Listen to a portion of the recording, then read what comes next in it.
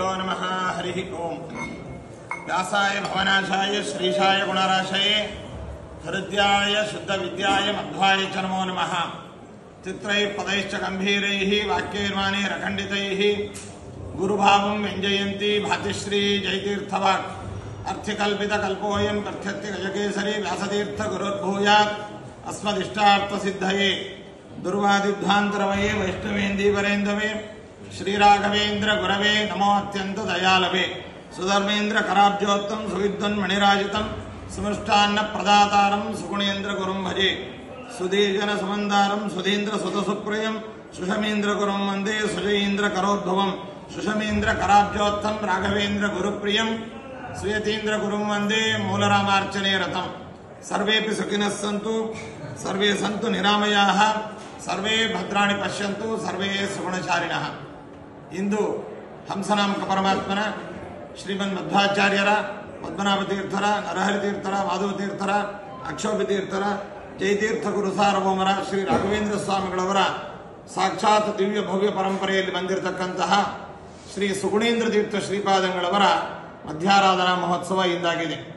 ಶ್ರೀ ಸುಗುಣೇಂದ್ರ ತೀರ್ಥ ಶ್ರೀಪಾದಂಗಳವರು ಉಭಯ ವಂಶಾಬ್ದಿ ಚಂದ್ರವರಾಗಿ ರಾಘವೇಂದ್ರ ಸ್ವಾಮಿಗಳವರ ಪೂರ್ವಾಶ್ರಮದ ವಂಶವಾದ ಗೌತಮ ಗೋತ್ರ ಬೀಗಮುದ್ರೆ ಮನೆತನದ ಶಾಸ್ತ್ರಿಕ ವಂಶದಲ್ಲಿಯೂ ಜನಿಸಿ ಅದೇ ರೀತಿಯಾಗಿ ಅವರ ಪೀಠ ಪರಂಪರೆಯಲ್ಲಿಯೂ ಕೂಡ ಬಂದಿರತಕ್ಕಂತಹ ಮಹಾನುಭಾವರಾದ್ದರಿಂದ ಉಭಯ ವಂಶಾಬ್ದಿ ಚಂದ್ರಮರು ಎಂಬುದಾಗಿ ಪ್ರಸಿದ್ಧರಾಗಿದ್ದಾರೆ. ಶ್ರೀ ಸುಗುಣೇಂದ್ರ ತೀರ್ಥ ಶ್ರೀಪಾದಂಗಳವರು ಗೌತಮ ಗೋತ್ರದ ಬೀಗಮುದ್ರೆ ಮನೆತನದ ಶಾಸ್ತ್ರಿಕ ವಂಶದಲ್ಲಿ ಬಂದಂತಹ ರಾಯರ ಒಂದು ಪೂರ್ವಾಶ್ರಮದ ಸಂತತಿಯಲ್ಲಿ ಬಂದಂತಹ ಶ್ರೀ ಸುಜ್ಞಾನೇಂದ್ರ ತೀರ್ಥ ಶ್ರೀಪಾದಂಗಳವರ ಪೂರ್ವಾಶ್ರಮದ ಪುತ್ರರಾಗಿದ್ದಾರೆ. ಸಕಲ ಶಾಸ್ತ್ರಗಳಲ್ಲಿಯೂ ತಲಸ್ಪರ್ಶಿಯಾದಂತಹ ಪಾಂಡಿತ್ಯ, ಶ್ರೀಮಠದ ಆಡಳಿತ ದಕ್ಷತೆ, ತಪಸ್ಸು, ಅದೇ ರೀತಿಯಾಗಿ ಜನಾನುರಾಗ, ವಿಶೇಷವಾಗಿ ಹರಿಗುರುಗಳ ಅನುಗ್ರಹ ಸಂಪನ್ನರಾಗಿರತಕ್ಕಂತಹ ಶ್ರೀ ಸುಗುಣೇಂದ್ರ ತೀರ್ಥರು ಪೂರ್ವಾಶ್ರಮದಲ್ಲಿ ಗೌತಮ ಗೋತ್ರದಲ್ಲಿ ಜನಿಸಿರ್ತಕ್ಕಂತಹ ಮಹಾನುಭಾವರು. ಅವರು ವೆಂಕಟರಾಮಾರ್ಯರು ಎಂಬುವಂತಹ ಹೆಸರಿನಿಂದ ಅವರು ಪ್ರಸಿದ್ಧರಾಗಿದ್ದಾರೆ. ಅವರು ಶ್ರೀ ಸುಧರ್ಮೇಂದ್ರ ತೀರ್ಥ ಶ್ರೀಪಾದಂಗಳವರ ಕಾಲದಲ್ಲಿ ಶ್ರೀಮಠದ ದಕ್ಷ ಆಡಳಿತಗಾರರಾಗಿ, ಆಸ್ಥಾನ ವಿದ್ವಾಂಸರಾಗಿ, ದಿವಾನರಾಗಿ ಮಠದ ಸೇವೆಯನ್ನು ಸಲ್ಲಿಸಿರತಕ್ಕಂಥವರಾಗಿದ್ದಾರೆ.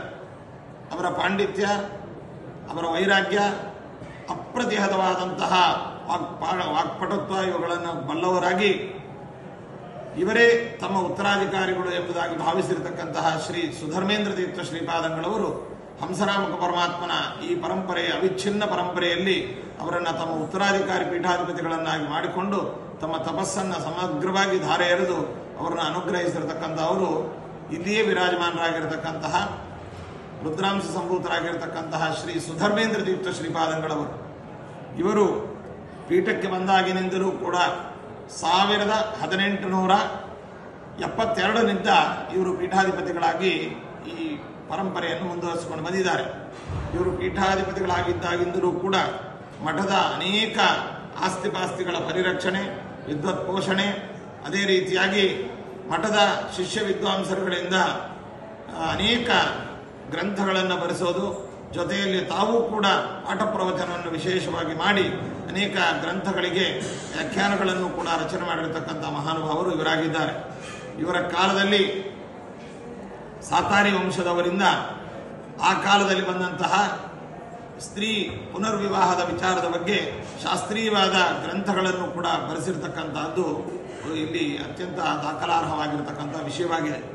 ಇವರ ಕಾಲದಲ್ಲಿ ಸಂಭವಿಸಿರತಕ್ಕಂತಹ ಭೀಕರವಾದ ಕ್ಷಾಮ, ಧಾತು ಮತ್ತು ಈಶ್ವರ ಎಂಬುವಂತಹ 2 ಸಂವತ್ಸರಗಳ ಕಾಲ ಎಲ್ಲ ಕಡೆಯಲ್ಲೂ ಕೂಡ ವಿಶೇಷವಾಗಿ ಕ್ಷಾಮ ಅನ್ನುವಂಥದ್ದು ಸಂಭವಿಸಿದಾಗ ಸಜ್ಜನರ ಒಂದು ಉದ್ಧಾರವೇ ಮಠದ ಮುಖ್ಯ ಕರ್ತವ್ಯ ಎಂಬುದಾಗಿ ಬಲ್ಲಂತಹ ಅವರು ಶ್ರೀಮಠದ ಆಸ್ತಿಪಾಸ್ತಿಗಳನ್ನು, ಸುವರ್ಣ ಮಂಟಪಾದಿಗಳನ್ನು, ಅನೇಕ ಸುವರ್ಣ ಆಭರಣಗಳನ್ನು, ವಸ್ತುಗಳನ್ನು ಕೂಡ ಲೆಕ್ಕಿಸದೆ ಸಜ್ಜನ ವೃಂದಕ್ಕೆ ಅನ್ನದಾನವನ್ನು ಮಾಡಿ ಆ ಆಸ್ತಿಪಾಸ್ತಿಗಳನ್ನು ಕೂಡ ಅದಕ್ಕೆ ವಿನಿಯೋಗಿಸಿರ್ತಕ್ಕಂಥವರು ಅವರಾಗಿದ್ದಾರೆ. ಇವತ್ತು ಅನೇಕ ಕಡೆಗಳಲ್ಲಿ ಮಠಗಳ ಆಸ್ತಿಪಾಸ್ತಿಗಳನ್ನು ನಮ್ಮ ಸ್ವಾರ್ಥಕ್ಕೋಸ್ಕರವಾಗಿ ನಾವು ಬಳಸೋದು ಅಥವಾ ಮಾರಾಟ ಮಾಡೋದು ನಮ್ಮ ಕುಟುಂಬ ಸದಸ್ಯರಿಗೋಸ್ಕರವಾಗಿ ಮಾಡಿದರೆ ಈ ಅವಿಚ್ಛಿನ್ನವಾದಂತಹ ಶ್ರೀಮದ್ ಆಚಾರ್ಯರ ಸದ್ವೈಷ್ಣವ ಪರಂಪರೆಯ ಒಂದು ವೈಶಿಷ್ಟ್ಯ ಏನು ಅಂತಂದರೆ, ಕಾಲಕಾಲಕ್ಕೆ ಸಂಭವಿಸಿರತಕ್ಕಂತಹ ದೇಶಕ್ಕೆ ಸಂಭವಿಸಿದ ಉಪದ್ರವಗಳು, ಅದೇ ರೀತಿಯಾಗಿ ಸಜ್ಜನ ವೃಂದಕ್ಕೆ ಸಂಭವಿಸಿರತಕ್ಕಂತಹ ಆಪತ್ತುಗಳು, ಕ್ಷಾಮ ಮತ್ತು ಭೂಕಂಪ ಮೊದಲಾದಂತಹ ಪ್ರಕೃತಿ ವಿಕೋಪಗಳ ಸಂದರ್ಭದಲ್ಲಿ, ಅತಿವೃಷ್ಟಿ ಅನಾವೃಷ್ಟಿ ಮೊದಲಾದಂತಹ ಪ್ರಕೃತಿ ವಿಕೋಪಗಳ ಸಂದರ್ಭದಲ್ಲಿ ಮಠದ ಸಂಪತ್ತನ್ನು ಅದಕ್ಕೆ ವಿನಿಯೋಗಿಸುವಂತಹದ್ದು ನಮ್ಮ ಶ್ರೀಮಠದ ಒಂದು ಪರಂಪರೆಯಲ್ಲಿ ಬಂದಿರತಕ್ಕಂತಹ ಒಂದು ವೈಶಿಷ್ಟ್ಯವಾಗಿದೆ. ಅಂತಹ ಸಂದರ್ಭದಲ್ಲಿ ಧಾತು ಮತ್ತು ಈಶ್ವರ ಎನ್ನುವಂತಹ 2 ಸಂವತ್ಸರಗಳಲ್ಲಿ ಸಂಭವಿಸಿರತಕ್ಕಂತಹ ಭೀಕರ ಕ್ಷಾಮದ ಸಂದರ್ಭದಲ್ಲಿ ಮಠದ ಅಮೂಲ್ಯವಾದಂತಹ ಸುವರ್ಣ ಮತ್ತು ರಜತ ವಸ್ತುಗಳನ್ನು ಅದಕ್ಕೋಸ್ಕರವಾಗಿ ಅನ್ನದಾನ ಮೊದಲಾದ ಸಂರಕ್ಷಣೆಗೋಸ್ಕರವಾಗಿ ಉಪಯೋಗಿಸಿರತಕ್ಕಂತಹ ಘನಕೀರ್ತಿ ಅದಕ್ಕಾಗಿದೆ. ಅದಕ್ಕೋಸ್ಕರವಾಗಿಯೇ ಅವರ ಶಿಷ್ಯರಾಗಿರತಕ್ಕಂತಹ ಸುಪ್ರಜ್ಞೇಂದ್ರ ತೀರ್ಥ ಶ್ರೀಪಾದಕ್ಕಾಗಿದೆ. ಅದಕ್ಕೋಸ್ಕರವಾಗಿಯೇ ಅವರ ಶಿಷ್ಯರಾಗಿರತಕ್ಕಂತಹ ಸುಪ್ರಜ್ಞೇಂದ್ರ ತೀರ್ಥ ಶ್ರೀಪಾದಂಗಳವರು ಅವರನ್ನು ಸುಮೃಷ್ಟಾನ್ನ ಪ್ರದಾತಾರಂ ಎಂಬುದಾಗಿ ಅವರನ್ನು ಕೊಂಡಾಡಿದ್ದಾರೆ.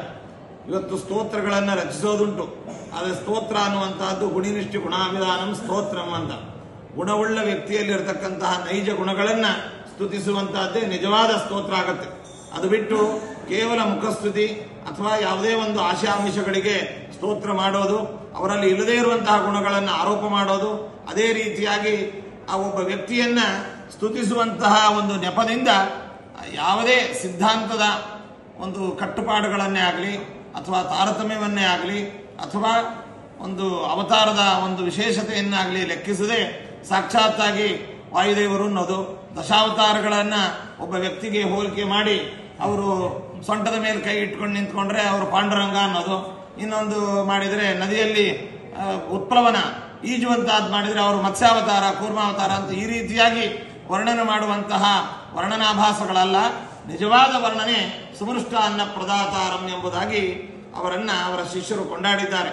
ಅವರ ಶಿಷ್ಯರಾಗಿರ್ತಕ್ಕಂತಹ ಸುಪ್ರಜ್ಞೇಂದ್ರ ತೀರ್ಥ ಶ್ರೀಪಾದಂಗಳವರು ಸುಗುಣೇಂದ್ರ ಪಂಚರತ್ನ ಮಾಲಿಕಾ ಸ್ತೋತ್ರ ಎಂಬುದಾಗಿ ಬಹಳ ವಿಶೇಷವಾಗಿ ಅವರ ಮಹಿಮೆಗಳನ್ನು, ಅವರ ಕಾಲದಲ್ಲಿ ನಡೆದಂತಹ ಅನೇಕ ದಾಖಲಾರ್ಹವಾದಂತಹ ವಿಷಯಗಳನ್ನೆಲ್ಲವನ್ನು ಕೂಡ ಯಥಾರ್ಥವಾಗಿ ಸೆರೆ ಹಿಡಿದಿರತಕ್ಕಂತಹ ಸ್ತೋತ್ರ ಶ್ರೀ ಸುಗುಣೇಂದ್ರ ತೀರ್ಥ ಪಂಚರತ್ನ ಮಾಲಿಕಾ ಸ್ತೋತ್ರ.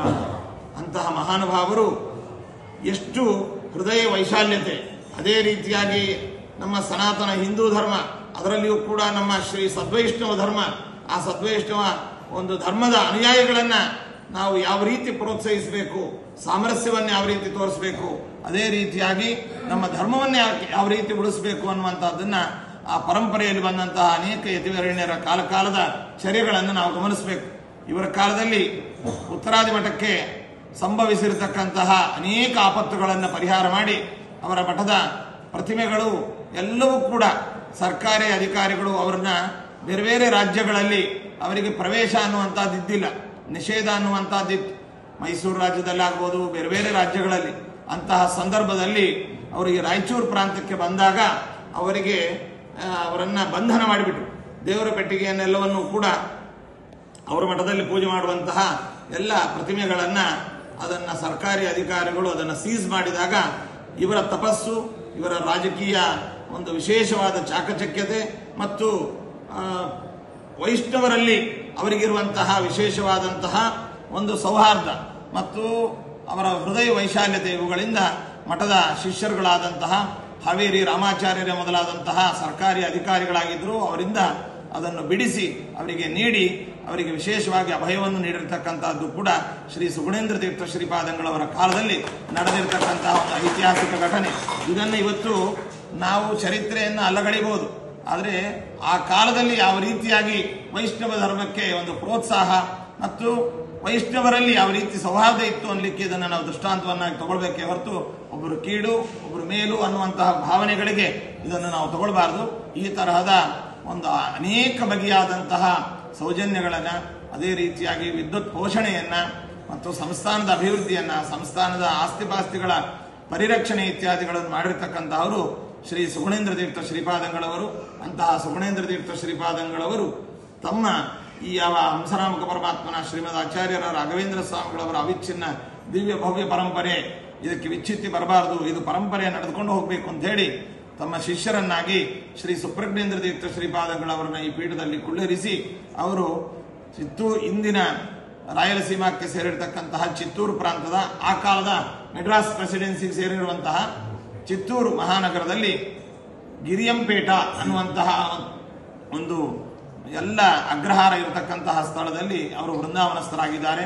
ಇವತ್ತಿಗೂ ಕೂಡ ಅವರ ಮೂಲ ವೃಂದಾವನದ ಸನ್ನಿಧಾನದಲ್ಲಿ ಶ್ರೀಮಠದ ವಿದ್ವಾಂಸರು ಪ್ರತಿನಿಧಿಗಳು ಹೋಗಿ ಅಲ್ಲಿ ಆರಾಧನೆಯನ್ನು ಮಾಡ್ತಾರೆ. ನಾವು ಕೂಡ ಅಲ್ಲಿ ಹೋಗಬೇಕಾಗಿತ್ತು. ಬೇರೆ ಬೇರೆ ಕಾರ್ಯ ಗೌರವದಿಂದ ಅಲ್ಲಿಗೆ ನಾವು ತೆರಲಿಕ್ಕಾಗಿಲ್ಲ. ಸದ್ಯದಲ್ಲೇ ಹೋಗಿ ಆರಾಧನಾ ನಂತರದ ಅಲ್ಲಿ ಪೂಜಾರಾಧನೆಗಳನ್ನು ಮಾಡಿ ಅವರ ದರ್ಶನ ಅನುಗ್ರಹವನ್ನು ಪಡೆದು ಬರ್ತೇವೆ. ಶ್ರೀಮಠದಲ್ಲಿ ಅವರ ಮೂಲ ಮೃತ್ತಿಕಾ ವೃಂದಾವನವು ಇರುತ್ತಾದ್ರಿಂದ ಇಲ್ಲಿಯೂ ಕೂಡ ಮಠದ ಸಂಪ್ರದಾಯ ಪದ್ಧತಿಗಳಿಗೆ ಅನುಸರಿಸಿ ಇಲ್ಲಿ ಅವರ ಆರಾಧನೆಯನ್ನು ಯಥೋಚಿತವಾಗಿ ನಡೆಸುವ ಮೂಲಕ ಅವರನ್ನು ನಾವು ಪ್ರಾರ್ಥಿಸೋಣ. ಅವರ ಶಿಷ್ಯರಾದಂತಹ ಸುಪ್ರಜ್ಞೇಂದ್ರ ತೀರ್ಥ ಶ್ರೀಪಾದಂಗಳವರು ಚರ್ಮಶ್ಲೋಕದ ರೂಪದಲ್ಲಿ ಅವರಲ್ಲಿರುವಂತಹ ವಾಸ್ತವ ಗುಣಗಳನ್ನು ಚಿತ್ರಿಸುವ ಸುಧರ್ಮೇಂದ್ರ ಕರಾಬ್ಜೋತ್ಥಂ ಶ್ರೀ ಸುಧರ್ಮೇಂದ್ರ ತೀರ್ಥ ಅವರಿಂದ ಅವರ ಕರಕಮಗಳಿಂದ ಅವರು ಉತ್ಥಿತರಾಗಿರ್ತಕ್ಕಂಥವರು ಮತ್ತು ಸುವಿದ್ವನ್ ಮಣಿರಾಜಿತಂ ಆ ಕಾಲದಲ್ಲಿ ಯಾರೋ ಸ್ವಾರ್ಥಿಗಳನ್ನು ಅಥವಾ ಮಠದ ಸ್ವತ್ತುಗಳನ್ನು ಬಯಸಿಕೊಂಡು ಇರುವಂತಹವರನ್ನು ಬಂಧುಗಳನ್ನು ಅಥವಾ ಇನ್ಯಾರನ್ನೋ ಮೇಯಿಸುವಂತಹ ಒಂದು ಸಂಸ್ಕೃತಿ ಅವರದಾಗಿದ್ದಿಲ್ಲ. ಸುವಿದ್ವನ್ ಮಣಿರಾಜಿತಂ ಒಳ್ಳೊಳ್ಳೆ ವಿದ್ವಾಂಸರುಗಳನ್ನ ತ್ರಿಮತಸ್ಥ ವಿದ್ವಾಂಸರುಗಳನ್ನ ಎಲ್ಲ ಶಾಸ್ತ್ರಗಳಲ್ಲಿ ತಲಸ್ಪರ್ಶಿಯಾದ ಪಾಂಡಿತ್ಯ ಇರತಕ್ಕಂತಹ ವಿದ್ವಾಂಸರುಗಳನ್ನ ಶ್ರೀಮಠದಲ್ಲಿ ಸಂರಕ್ಷಣೆ ಮಾಡಿ ಅವರ ಮೂಲಕವಾಗಿ ಪಾಠ ಪ್ರವಚನಗಳನ್ನು ಮಾಡಿಸುವುದಲ್ಲದೆ ತಾವು ಪಾಠ ಪ್ರವಚನವನ್ನು ಮಾಡಿ ಆ ಒಂದು ವಿದ್ವತ್ ಪ್ರಪಂಚವನ್ನ ವಿದ್ಯಾಮಠದ ಘನತೆಯನ್ನ ಕೀರ್ತಿಯನ್ನ ಬೆಳೆಯಿರತಕ್ಕಂಥ ಮಹಾನುಭಾವರಾದ್ದರಿಂದ ಸುವಿದ್ವನ್ ಮಣಿರಾಜಿತಂ. ಇನ್ನು ಅವರು ಸಾಮಾಜಿಕ ಕಳಕಳಿ ಅವರಿಗಿರ್ತಕ್ಕಂಥ ಸಮಾಜಕ್ಕೆ ಒಂದು ಮನುಕುಲಕ್ಕೆ ಸಜ್ಜನ ವೃಂದಕ್ಕೆ ಸಂಭವಿಸಿರತಕ್ಕಂತಹ ಪ್ರಕೃತಿ ವಿಕೋಪದ ಆಪತ್ತಿನಲ್ಲಿ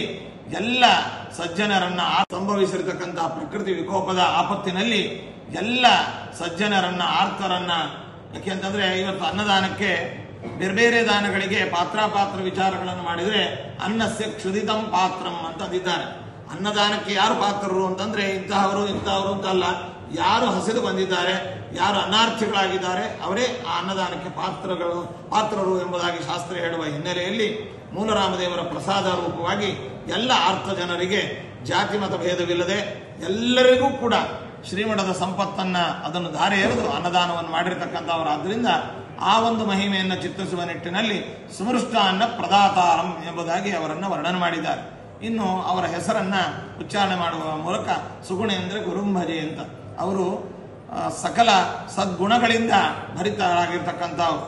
ಯಾಕೆಂತಂದ್ರೆ ವಿದ್ಯಾರ್ಥಿ ವತ್ಸಲತೆ, ಸಂಸ್ಥಾನದ ಆಸ್ತಿಪಾಸ್ತಿ ಪರಿರಕ್ಷಣೆ, ಅದೇ ರೀತಿಯಾಗಿ ವಿದ್ಯಾಭಿವೃದ್ಧಿ ಮತ್ತೆ ಆರ್ಥ ಜನರಲ್ಲಿ ದಯೆ, ದೀನರಲ್ಲಿ ದಯೆ ಮೊದಲಾದಂತಹ ಎಲ್ಲ ಗುಣಗಳು ಅವರಲ್ಲಿ ಇತ್ತಾದ್ರಿಂದ ಸುಗುಣೇಂದ್ರರು ಎಂಬುದಾಗಿ ಅವರಿಗೆ ಅನ್ವರ್ಥಕ ನಾಮಧೇಯರಾಗಿದ್ದಾರೆ. ಅಂತಹ ಸುಗುಣೇಂದ್ರ ತೀರ್ಥರನ್ನು ನಾನು ಭಜಿಸ್ತೇನೆ ಎಂಬುದಾಗಿ ಅವರ ಶಿಷ್ಯರಾಗಿರ್ತಕ್ಕಂತಹ ಸುಪ್ರಜ್ಞೇಂದ್ರ ತೀರ್ಥ ಶ್ರೀಪಾದಂಗಳವರು ಅವರನ್ನು ಮುಕ್ತ ಕಂಠದಿಂದ ಭಕ್ತಿ ಶ್ರದ್ಧೆಗಳಿಂದ ಕೊಂಡಾಡಿದ್ದಾರೆ. ಅಂತಹ ಮಹಾನುಭಾವರ ಆರಾಧನೆ ಇದೊಂದು ಪರ್ವದಿನ. ಅಂತಹ ಪರ್ವದಿನದಲ್ಲಿ ನಮಗೂ ನಿಮಗೂ ಎಲ್ಲರಿಗೂ ಕೂಡ ಅವರ ಅನುಗ್ರಹ ಇರಲಿ, ಉತ್ತರೋತ್ತರವಾಗಿ ಶ್ರೇಯಸ್ಸಾಗಲಿ. ಅವರ ಗುಣಗಳು, ಅವರ ಸೌಹಾರ್ದತೆ, ಅದೇ ರೀತಿಯಾಗಿ ವೈಷ್ಣವರ ಒಂದು ವಿಶೇಷವಾದಂತಹ ಬಾಂಧವ್ಯ ಇವುಗಳೆಲ್ಲವೂ ಕೂಡ ಮತ್ತೆ ಅವರ ಅನುಗ್ರಹದಿಂದ ಮರುಕಳಿಸಲಿ ಎಂದು ದೇವರಲ್ಲಿ ಪ್ರಾರ್ಥಿಸ್ತಾ ಎಲ್ಲರಿಗೂ ಶುಭವನ್ನು ಕೋರ್ತಾ ಇದ್ದೇವೆ. ಸರ್ವೇ ಜನ ಸುಖಿನೋ ಭವಂತು, ಸಮಸ್ತ ಸನ್ಮಂಗಳಾಗಿ.